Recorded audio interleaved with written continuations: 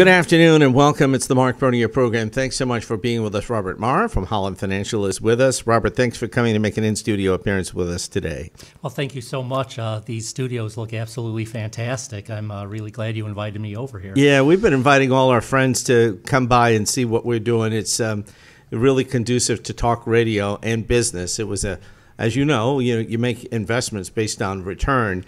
And I think they did this with greater things in mind. So we appreciate your comments as well.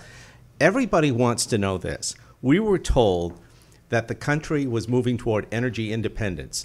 With all the oil drilling that happened in the Dakotas and the things they discovered in Texas, we were being told many months ago, you know what, we're not dependent on foreign oil anymore. We have enough to meet our needs. As a matter of fact, we're feeding the world.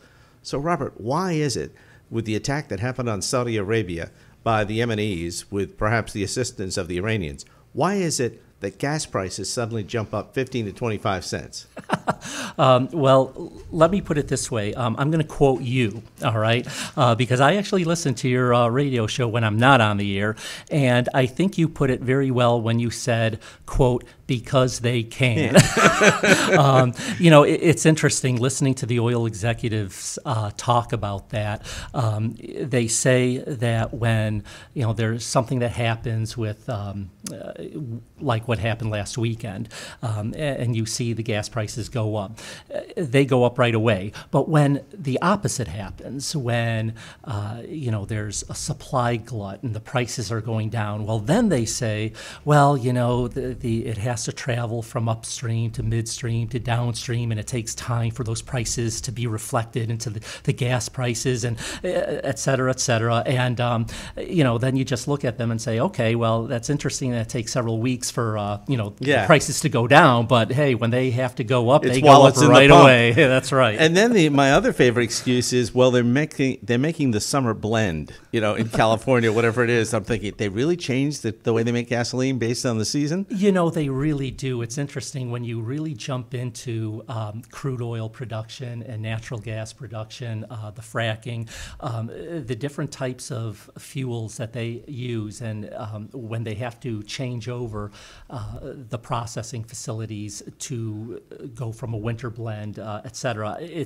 I don't know the technicalities behind it, but that I can say is not just a talking point on their point. It can get very technical on their end. Okay, not to go too far into the weeds, but I'm thinking about the Strategic Oil Reserve. The president talked about releasing barrels of oil from the Strategic Oil Reserve. What would that be for? Countries that were expecting Saudi oil that were going to have an interruption of delivery?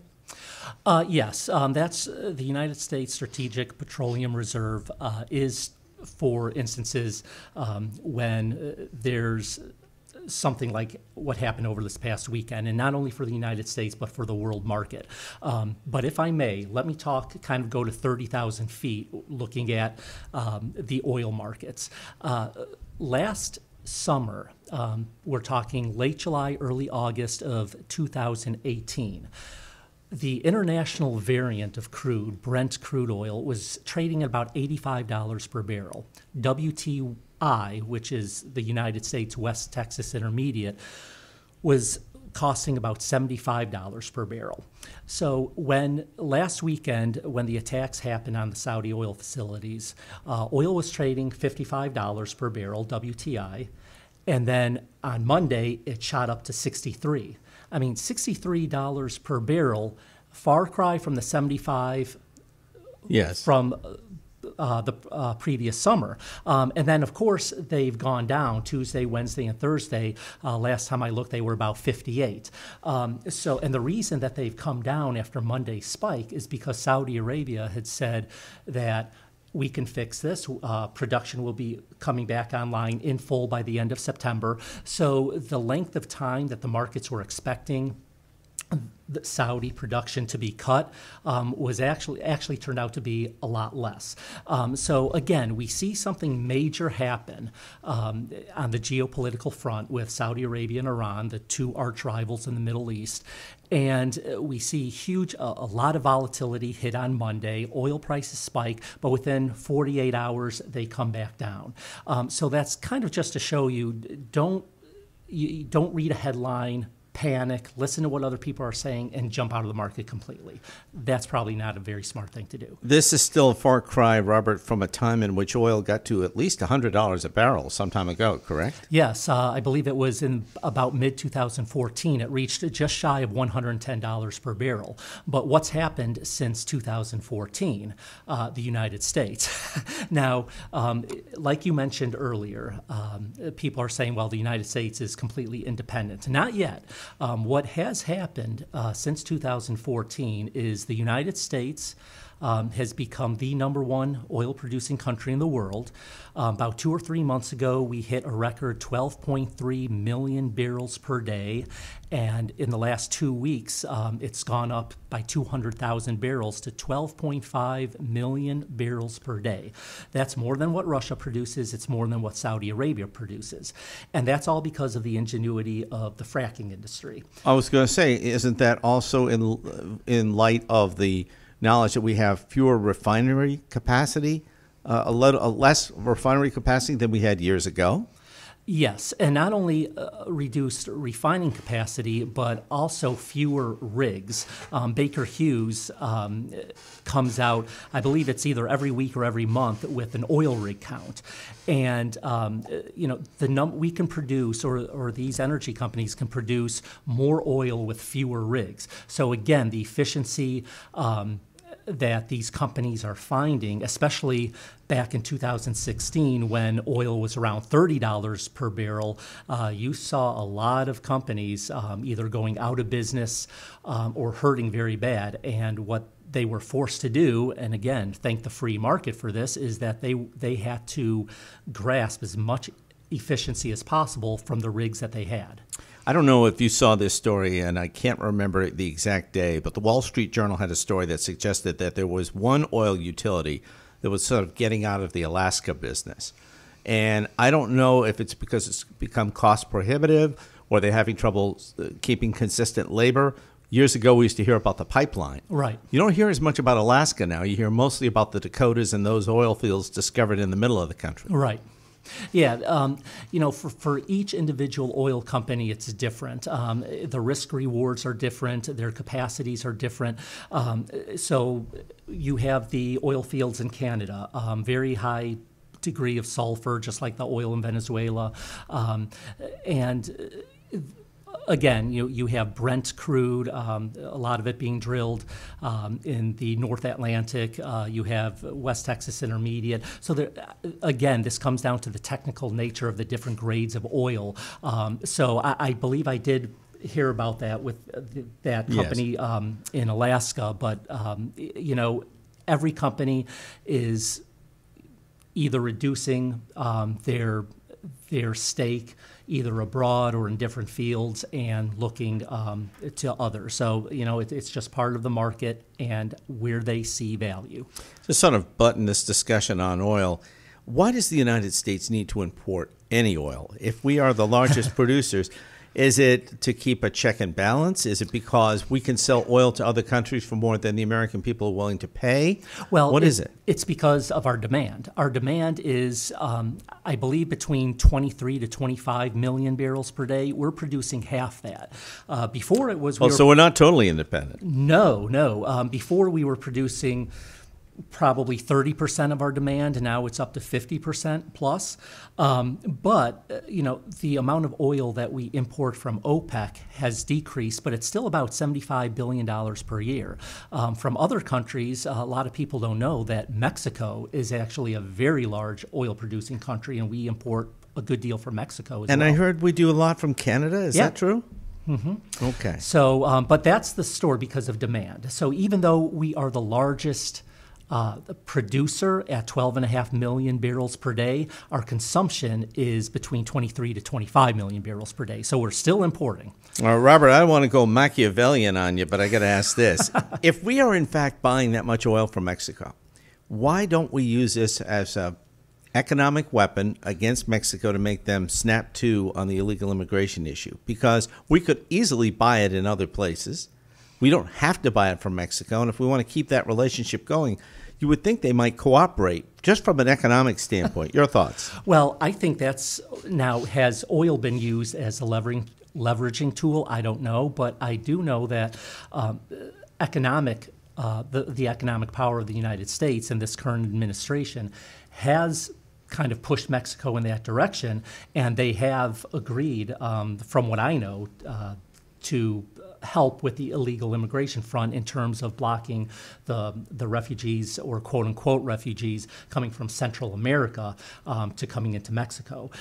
So again, was oil a part of the tool in the administration's toolbox? I don't know, but I do know that they did use other tools in order to kind of, how shall I say, encourage Mexico to assist the United States with that immigration problem. Robert Mara from Holland Financial. It's 3:21. This is FM 93.5, AM 1150, WNDB. Bernier Show for Thursday. Later today, we'll talk with John LeBoutelier in our second hour. And then Joyce Shanahan, City Manager of Ormond Beach. More with Robert Mara from Holland Financial. The Fed cut interest rates today? Yesterday. By how much and why? All right. Well, they cut it by 0.25%. That was what the market was expecting, but the market wanted more. And of course, so did our President Trump. There's a lot behind there. Why did they cut interest rates? Let's first mention why they did not cut more. Okay, I have the Federal Reserve press release right here in front of me, and I'm just going to read a few phrases. And forgive me for interrupting. Sure. This is the prime rate for its best customers, correct? The number is that what it indicates? The prime, when they cut the Fed rate, it's the rate that's offered to their best customers, correct? Yeah, that's the prime rate. This is the rate that banks can lend to each other overnight. So it's really. Does it trickle down to the consumer? It does, yes, okay. Absolutely. So, some phrases from the Federal Reserve's press release. Labor market remains strong. Economic activity rising at a moderate rate. Job gains solid. Unemployment rate remains low. Household spending rising. Those are all positive indications of a still expanding U.S. economy. So why lower the rate? Okay, well, business fixed investment and exports have weakened. And finally, inflation, still moderate inflation. Those are the two reasons stated by the Federal Reserve to cut the rates. So they cut it by 0.25%, from 2.25%, from 2 to 2.25% to 1.75 to 2%. Now, 7 out of 10 members of the Federal Reserve Board decided on that 0.25 point cut. 2 of them opted or voted against any cut to remain as is, and only 1 person opted for a 50 basis point or 0.5% rate cut. You see a lot in the headlines that the Federal Reserve is at odds over itself. I think that's blowing it out of proportion. But let me say the reason, in addition to why we cut rates, and even though I might not agree in terms of how our president, tweets certain messages out, he blasted Jerome Powell and the Fed yesterday during his press conference. But he does have a point, and he says that versus the rest of the world, the United States has high rates, and he's right. And why is that a problem? Because currencies are a relative animal. Their currencies have value in relation to other currencies. Right now, the European Central Bank, they cut their rate an extra 10 basis points from -40 to -50. So they're well into negative territory. Japanese, same thing. So you have all these currencies at negative rates or these interest rates denominated in these currencies at negative rates or much lower than the United States. So the people in these countries, and their manufacturers and the purchasers, when they go out shopping and they see goods denominated in U.S. dollars, that's more expensive for them. So what does that do to our exporters? It reduces demand for our exports. And that's what the president is harping on when he's railing and railing against the Fed and Jerome Powell to reduce it more, bring it to zero. That's what he's talking about. But to Jerome Powell's credit, he said that, you know what, we'll cut interest rates, but we're really data dependent. And I watched him. He did a great job yesterday. He said what the market needed to hear. We're not going to go on a cut rating binge, okay? We are going to see what's going to happen in the future, and if things deteriorate further in terms of international trade, think Brexit, think U.S. and China, think volatility with Iran and the Middle East. If things continue to deteriorate, we will cut rates as warranted. But if not, then we won't. Wow. Well, it didn't seem that the economy was slowing down enough to do this. And my worry was, and you're the expert here, sir, that we would overshoot the target. You know, if they, for example, if they had gone down 50 basis points, and then what happens if things heat up more, you know, the inflation, because isn't inflation a major factor to look at? If the economy, I don't want to say it overheats, but if it gets too hot and you've dropped rates down, it just makes it worse. That's when you overshoot the target. Am I correct? That's correct. And you can overshoot either raising interest rates or lowering interest rates. A lot of people say with the last Fed rate hike in December of 2018 that they overshot, that they shouldn't have raised rates at that point. Remind me of the process where they were infusing cash. What was it called? Quantitative easing. Quantitative easing, and then there was quantitative tightening. Yes. And there were some saying that they overcompensated when they quantitatively tightened. Yes. And you've probably read in the news the last 3 days of the injections that the Federal Reserve has been doing with the overnight lending rate, with the banks lending to other banks for usually a period of just 1 day. And again, that brings it into quantitative tightening, which the Fed stopped. And they were supposed to stop in September, but they stopped a month early in August. They rolled back their balance sheet from about $4.5 trillion down to just under $4 trillion, I believe. So they let about $500 billion roll off the balance sheet since they started tightening. But yes, liquidity, a lot of people, and that's kind of one of the issues that really blindsided me and a lot of other people. But those are the things that come out of nowhere that that can really affect markets. And it did, but the Fed was there, came in, and they said, well, I guess we know now that, you know, we're not going to roll off anymore. And of course, Jerome Powell said if the economy gets worse, not only do they have rate cuts still available to them, but additional quantitative easing if it comes to that. Robert Morra of Holland Financial is my guest. Do you ever concern yourself in watching these numbers that we could have another housing bubble? Right now, no. I'm probably more... I know housing has been slowing down, but with the last two rate cuts, give it a burst. Housing has done really well. And I'll just tell you right now, with a few of the numbers that came out this week, housing starts, which came out Wednesday at 8:30, they were expecting 1.255 million. It came in at 1.364 million, so blew away expectations and the prior months. So, you know, if you look at the data that came out this week, you know, you kind of wonder why the Fed really even cut rates, because, you know, I'm not going to bore our listeners with a lot of numbers, but there's a lot of green on here. Housing starts, unemployment claims, building permits, you know, for future home building, those blew away expectations by 119,000. Is there anything in your bag of tricks that suggests how fast commercial building is going? No, nothing in my bag of tricks to really go into that. Because you see so much of it happening here. I don't know whether it's specific to Florida or is it a national trend? You know, I don't know, but I would like to see it being a national trend. But even more so, I would love in the future when they're done completing these buildings that their renters able to, you know, afford the rent. And that, of course, that goes to, you know, business sentiment and how the business world is doing. If we should have a recession, nobody wants to use the dreaded R word, but if we get a slowdown in the second quarter next year and we have a slight dip, we're overdue. Is this likely to catch everybody off guard, or are people putting money aside?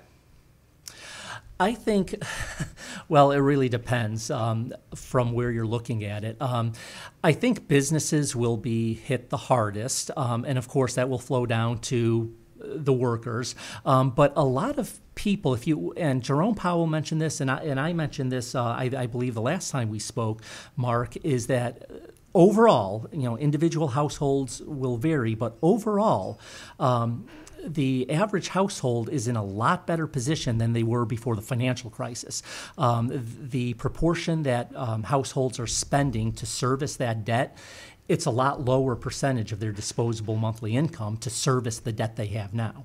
Is the average listener likely to be impacted by the growing national debt that we have, over $22 trillion, I believe, last I looked at it? 22.5 now, yep. It has to, at some point, affect the ability for cash and has to affect everything we do at some point, does it not? A growing part of the GDP? I would say yes. And again, I'm going to go back to Jerome Powell for saying this, and maybe this was kind of a little subliminal pushback to the president, but he hit it on the head by saying a lot of the questions that were posed to him is, oh, why can't you do more? Can't basically insinuating that the Federal Reserve, through monetary policy, can carry the United States economy. And he said, no, we can kind of guide it in certain directions, but it's fiscal policy that has the largest impact over the longest term. Now, the tax cuts, that was great, but it didn't do anything for the deficit. It's made it worse. And what this president and any president from any party, it's really hard for them to tackle spending. And yes, eventually the dollar's going to become due. We're going to have to pay our debts. But going back to currencies, as long as we have different nations wanting to purchase our currencies, which at 1 3/4 to 2% interest rate, it's a heck of a lot better than the yen, which you have to pay them because they have negative interest rates. Let me dovetail over to the auto industry and ask you. I think that 2 days ago we got a story that either Ford or one of the other major players, it may have been Ford, is closing down a major plant. Mm-hmm. Is the auto industry slowing down, Robert? It looks like they are. They are having trouble meeting the getting back to their high mark that they hit 1 or 2 years ago in terms of annual vehicle sales. So that's an area that we want to look at. And along with, I'm going to say this word, unemployment. Now, if you want to mention the strongest part of the U.S. economy, it's unemployment, but people have to remember that unemployment is a lagging economic indicator. It's not a forward indicator. So the last 2 recessions we had, unemployment was very low. So so you have we had auto jobless sales, recoveries too. Right, exactly. So you look at trending negative news like auto sales, but you also look at some very good points which can turn very negative very quickly. I'm thinking the average American, I read this somewhere, instead of turning over their cars on an average of every 4 years, it's now like approaching 6 years. Some it's 7 and 8. Does that have an effect on the buying of the American people? Oh, absolutely. And also to dovetail with what you said, it seems if that is true, which I no doubt believe it is, that also dovetails to the fact that financing a vehicle, used to be 4 years or 5 years, and now it's 6, 7. So same thing. So if people are keeping their cars longer, then they're not buying as many new either. So, sort of a self-disclaimer here. I'm a spokesman for SolarFit, so I like to put that out there because I'm an advocate as a spokesman and bought the product. Solar had such a bad rap for a while. A lot of people, some failed companies in California that got federal assistance, but that image seems to be changing. We're seeing more and more people buying solar to offset the cost of their electricity. That industry seems to be growing, or is it only in certain parts of the country, from what limited information you may have? Well, I follow one particular company very closely, and that's Tesla. And I will say I'll have to go contrary to what you're saying, the numbers that I've seen, Okay. and again, I have not looked at them for about a month or two, but they've had a really hard 2019 and so far really difficult 2019 as well, 18 and 19. The number of gigawatt or megawatt hours that have been deployed. Now, the total may be rising, but in terms of Tesla's model with their solar roof, those numbers are declining and declining drastically. So Cost? perhaps cost, but I think it's trying to do something that a lot of others have tried and have failed, i.e. the solar roof. And I've said this before, for them to be successful, if they can really get that off the ground, the sky's the limit for them. But if not, I mean, every other car manufacturer is bringing out EVs, electric vehicles. Everybody's lineup. They keep saying, oh, by the year 2020 or 2022, 90% of our new vehicles will be electric, et cetera. So the competition is there for the electric vehicle. But solar itself, I can't say that the costs are continuing to decline. So wind, solar, alternative energies, those are becoming very competitive with oil and even natural gas. Staying with Tesla for just a moment, do you sometimes wonder if their portfolio is too wide? I mean, he's into everything. No, I don't. Now, Elon Musk, yes. He has 4 individual companies, but Tesla itself, I'm one of the very few people, because when he bought Solar City, a lot of analysts were saying, "Oh, is Tesla the only person on the face of the planet who sees this a good deal?" And I have to say, I agreed with him on this. I mean, Elon Musk is a brilliant man. There's no getting around it. Right. But as far as Tesla, no, I don't think they're overextended. I think it's very logical in terms of what he's doing. With you generate the electricity through solar, you store the electricity through the Powerwall, and then you transmit the electricity to your vehicle for transportation purposes. So for me, it's logical. But again, with the solar roof, if he can get that to work, great. But I will say one thing.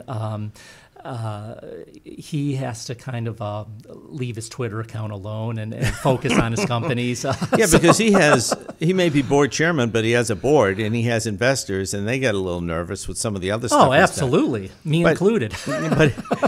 But his SpaceX seems to be without blemish. Everything he touches seems to work. Oh, gee, I wish I had the numbers in front of me, but the United States without SpaceX, I mean, yes, you have the United Launch Alliance with Boeing and Lockheed Martin, but for a private company like SpaceX to give them a run for their money and do what he's done, that's mind-boggling. Robert Morra is my guest, and if you want to jump in, there's a fascinating discussion on a whole host of economic issues here in this hour. Our phone number is 239-0033. Let me dovetail over to the opioid crisis from a standpoint of what it's going to do to the pharmaceutical industry. The pharma company that said that they were going to file for bankruptcy, if I'm not mistaken, turned around and then said, well, we can sell product to this market and that market and maybe prevent a full bankruptcy filing. But the amount of lawsuits just keeps stacking up. I don't care what kind of insurance and reinsurance you have. There's no way these companies are going to be able to withstand this type of action, are they? Yeah, no. It's going to be very difficult. Johnson & Johnson's been hit. All of these companies have been hit and hit hard. I believe the one that you just mentioned, the latest that I heard is that the family that are the major shareholders with that, and the company itself, they've asked for an injunction for about 9 months to basically saying the legal costs are something like $5 million a week. Yeah, exactly. Wow. I wish the viewers could have seen your face with that, or listeners rather. But of course, the pushback to that was, well, yeah, because you want to. You're just buying time. Exactly, you're just buying time. But when we kind of walk out of this office and I'm sure you know people, and I've known people who become addicted to these things. Yes. And looking at the numbers of like 50 to 60,000 a year, you wonder about it, that, my goodness, I mean, they had to have had a clue as to the damage the they were doing. addictive properties there. Yeah. Yeah. When you put a product on the market, was it FDA approved? I don't know. I do not know. And I'm just thinking there had to be a series of tests before it was offered to the consumer. There's a couple of books that have been out about how we got into this crisis. And the treatment and the damage that's come from it is overwhelming, not only to the pharmaceutical companies, but to the economy in general. It's starting to actually have an effect in some states because of the damage and the treatment. And I think that's exactly why the states are, correct me if I'm wrong, but are all 50 attorney generals? Now they seem to be all in it. And All we're in it, in yeah. part of a federal lawsuit in Ohio. Daytona Beach is. A Right. lawyer from South Central Florida organized a series of cities and counties together to be part of this massive suit. They're figuring that they'll settle and that the cities would then, the governments would then get money, and the money would replace the money that was taken out of their general fund for other services to treat people. Right. That's how they're making this work. Right. Can something like this shut down an entire industry? Something this big? This makes Brown and Williamson look like a walk in the park, doesn't it? Yeah. I mean, can it shut down an entire industry? I don't think so, because the industry is So diverse. So diverse, and in terms of the products they supply to the general public for a whole host of illnesses. But can it change the industry? Definitely, absolutely. For Johnson & Johnson, who have such a wide portfolio still of not only pharmaceutical goods, but also everyday household stuff, they got hit first with the baby powder problem, right? Right. Yep. So they survived that, and now they got to deal with this. You know, and it's interesting. I follow the markets and as much as I can the individual companies. But it's interesting to see that once these companies like Johnson & Johnson, once they settle a case for however many billions of dollars, you see their stock price go up. Go up. Yeah, because it's like, okay, now there's a definitive amount. This company will pay this amount. They see the end in it's- sight. And it's okay. Bam! You can put it in the balance sheet. You could plan it out on the definitive payments that are going to be made, and you move on. So it's really the uncertainty as to, are they going to be paying $800 million or are they going to be paying $8 billion? So once that number is figured, investors almost instantaneously, the institutional investors, know to sell, buy, what have you. I keep wondering if the federal government will want their taste, as they say in the movies, for this as well. The federal government investigates hospitals. We had it happen here. And they can play stick 'em up for a lot of money to make them go away. That is I'm true. wondering if that's going to happen to these companies. Yeah, perhaps. We're going to take a break, and then Robert and I are going to, this has been a very fast hour. We'll come back for the final minutes in this 1 hour. We're going to have you back. You're on the list. Mark Bernier, News Talk 1150, WNDP. And an award-winning hour with Robert Mara of Holland Financial. This one from a general standpoint, with all of the publicity involved with the tragedies involving guns in this country, there's been reaction. And we learned this afternoon that Colt will stop making the AR-15s for the general public. Do you think this is simply under public pressure? And, we're hearing about retailers who are going to stop selling weapons. What do you make of this development, and how do you think it's likely to affect their bottom line? That's a great question. To tell you the truth, I think you hit the nail on the head, Mark, when you said that this is a reaction to what these individual arms manufacturers see as a legitimate public outcry. They want to do what's best for not only their customers, but the public at large, their communities. How will it affect their bottom line? That's the $6,000 question. A lot of arms enthusiasts will no doubtly be very angry with that, but they will obviously still be selling a whole host of other arms, revolvers, handguns, semi-automatic handguns, but this is not I want to say, it's a one-shot done deal. As we've spoken before in terms of the markets and individual companies competing with others, the market's going to either reward them or punish them accordingly. And nobody can really know how it's going to affect them. Will other arms dealers or arms manufacturers that manufacture weapons, can they gain from any market capitalization that they lose? Will they gain market capitalization? You don't know. So it's going to be interesting to see and to follow. I wonder if they'll become a more diverse company offering something else to replace that to make up for their market share if they lose market share. Yeah, and I'd be interested to research that company even further and see if their prospectuses and other financial material really offer a breakdown in terms of the revenue that is generated from the different classes of weapons they sell. Because I'd like to know what percentage of their revenue and therefore net income do these AR-15 rifles generate. That would. Robert Morra is our guest. I want to share something with you that I heard before we came on the air about a week and a half ago. America in the Morning, which airs from 5 to 6 a.m. on WNDB, had a story about where the economy could go in the future from this standpoint. There are a group in the demographic of 21 to 34-year-olds who are considered minimalist. They're not buying big, expensive cars, big houses. They're coming out of college. Some of them have crushing debt, but many more of them are just electing to not have a television, to not have a vast wardrobe, to not go out to eat. They bring their lunches to work, and they're just not spending. And get this, 70% of the people in that demographic who were surveyed said they are actually satisfied with their rate of pay. And they're referred to because America has always been a consumptionist, if that's the word, consumption society. Right. These people are not heavy-duty consumers. Isn't this likely to tip the way this country's economy has always been upside down? If you've got a new group of people coming into prime that are not big consumers. Yeah, I've heard that as well, and I actually live it in a way because as we spoke about on the break, my wife actually has 4 adult children, and I can say about 2 or 3 of them fit that profile as well. So I know exactly what you're talking about. As far as kind of tipping the economy, and if we're not consuming, doesn't this put people in danger? Well.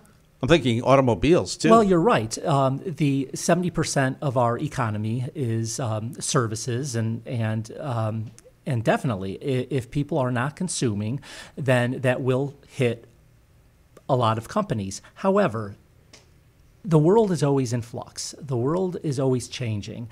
So things like this, when we look at demographics, it's going to be a slow change. Because I've heard or I've seen headlines regarding the housing market that millennials aren't purchasing as many houses. Then I've recently read another headline which contradicted that headline. So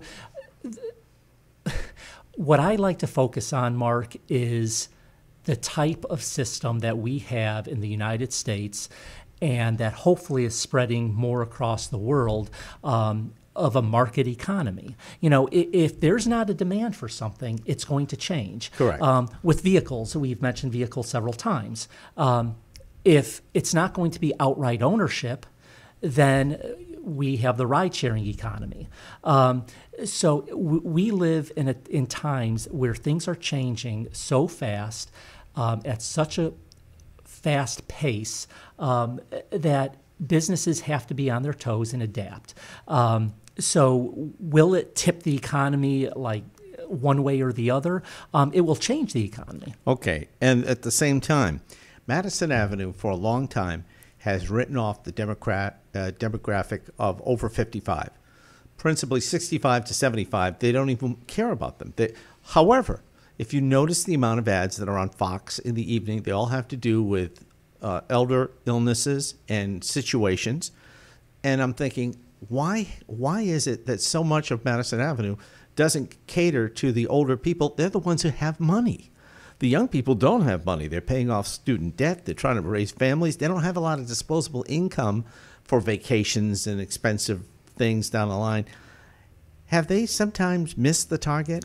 Well, have they sometimes missed the target? I would say absolutely. But to kind of counter one thing you've said, you are correct that yes, the older share of the population has the money, but they are also passing away and passing an enormous amount of wealth to the younger generation. Okay. And the amount of wealth that is going to be transferring over the next 5-10 years, I'm sure you've seen statistics, is in the trillions of dollars, up to 10 to perhaps even more $trillion will be passing from the older generation to the younger generation. So are they forward looking in terms of focusing their marketing on there? Only time will tell.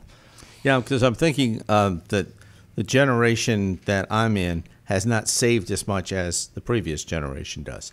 Now, if we're passing on that money, they will be more affluent. The younger will be more affluent because they will be getting money from the older generation that passes, right? You would think, but they'll probably burn through it. Exactly. Getting wealthy and becoming affluent is one thing, but having the discipline and the knowledge to utilize that for the rest of your life in a wise manner is completely different. What I don't get is, and of course it's probably impossible now, we got 2 minutes left here, it's almost impossible now to give people more incentives to save by cutting taxes because we have this incredible debt we're looking at, and that's what President Trump was attempting to do. But I still don't see enough Americans putting money away until it's too late. Then they don't have enough money to live on.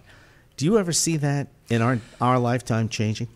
I can say that since 2008, the amount that Americans have put away to spending has increased, but not to the amount that I would like. And of course, you have a lot of others who say, well, they shouldn't be saving too much because they need to spend to keep the economy, rolling along. So it's a give and a take, but I would like to see that continue, and perhaps it will. I'm hoping that the government will come up with new incentives, like maybe raising the IRA and 401k, 403b status so that you can put more away. I mean, you do have the catch-up rate after 50, but to me, that's not enough. Yeah, I've heard that those things, those proposed rules and regulations are in the pipeline, so that is something to look forward to. Exit question, we've got about a minute. There are some things from the Trump tax cut of 2017 that are going away, I understand, at the end of the year. Sonia Laney has already warned us. Energy credits, we talked with Bill Gallagher over at SolarFit. Some of the energy credits, they're going to get reduced. So there's a phasing out of what the president created, correct? You know what? I'm being the securities analyst. I'm not the CPA, but you know what? To go back to Elon Musk countering a coal executive, you know what? Let's go to zero when it comes to subsidies. So I'm all for that. Now in your 6th year at Holland Financial? Going on a total of 4, so I'll be going on your 4th total year. Of, yeah. And still licensed to practice law as well. Still licensed, but I'm inactive with the Florida bar. Yeah, I love finance too much. They say don't let that slip because it's a bear getting it back. Is that true? I don't know, but I'll take that with a grain of salt, Mark. Okay. Robert Maurer from Holland Financial over on West Granada Boulevard, Norman Beach. Thanks so much for coming in studio and being with us today. Thank you very much, Mark.